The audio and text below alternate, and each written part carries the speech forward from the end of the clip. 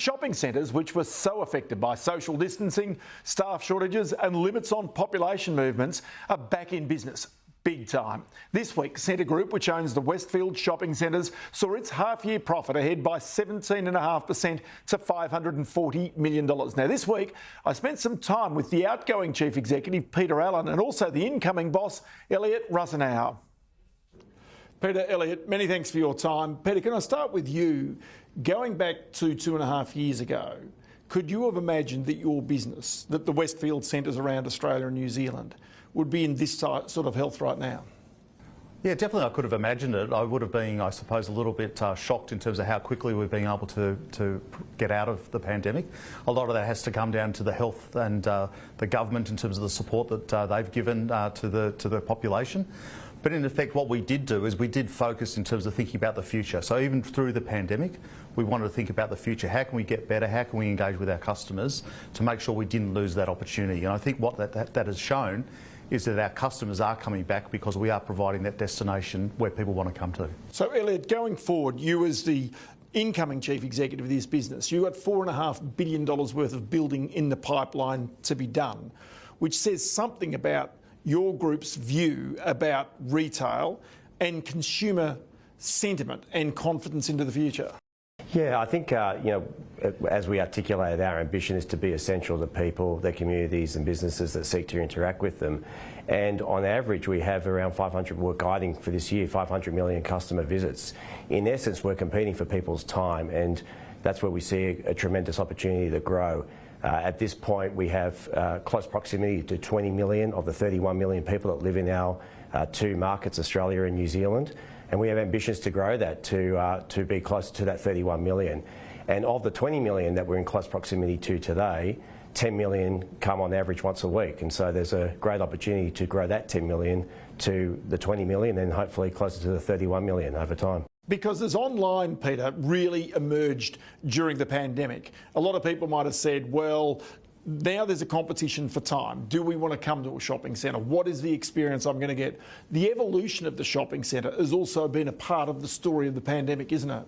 Yeah, it has, but it's also been a part of the story for the start of shopping centres. You know, you go back to the agora of the Greek marketplace, you know, that evolved in terms of the place where not just people sold goods and services, but also where people came as a community.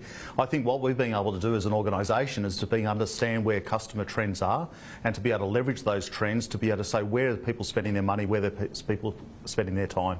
And so if you think about our spaces, you know, when we started Scentre Group, we had 10% of our stores were experience-based. Today, 43% of our stores. We know that people are spending more money on experiences and their own health and beauty than they are on stuff. And so you've seen the nature of our businesses change. So how do you judge that as you're trying to develop where shopping centres go to in the future, where you actually build in the future? How do you make that judgment as to what experiences people will want? Or is that really up to you, or simply the people who take the risk and open their stores inside your shopping centres? I think a lot of it is data driven in terms, and it's our choice in terms of which business partners we want to partner with. You know, I think that's the beauty, is we're curating a mix for each centre, so it's not cookie cutter. Westfield Mount Druitt is very different than Westfield Coomera, for example, in Queensland. So what we are able to do is use first party data in terms of understanding our customer a lot better to be able to ensure that we look at macro trends in terms of where population growth, where density is going to be. We've been very fortunate that the Westfield centres that I inherited as Scentre, or Scentre Group inherited, are key on the key transport nodes, close to population, greater density around us. So what we're able to do is to leverage off that, leverage off the data, and then create a unique centre for that population base. Just explain to me about the number of new stores and just the makeup of those stores. Yeah, so we introduced just under 580 new businesses into businesses growing, of which 108 are new brands that have never done business with Westfield before during the 6-month period. And all of those leases were done on the standard terms of CPI plus 2%. Average lease term is 6.8 years, so they're making a commitment for a long duration for operating in our platform. And the reason why is because they're able to access a customer in the most efficient way, which means that they can interact with that customer in a very profitable way. And we've seen that in the last in the second quarter of this period, the last 3 months. Sales growth for specialty retailers compared to 2019, so pre-pandemic, were over 13% higher.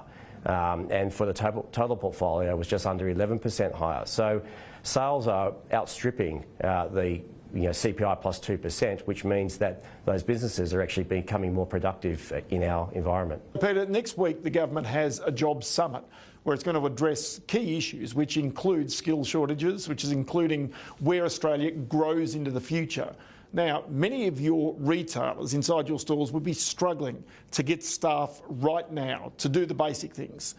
How do you overcome those shortages of basic skills inside your shopping centres? Well, I think the only way that we can do is to increase immigration and to increase the way and the reason why people want to come to Australia. I think Australia is very fortunate that we don't necessarily have to pay for immigration because we've got such a lucky country and such a great environment for people to live and to work and to play.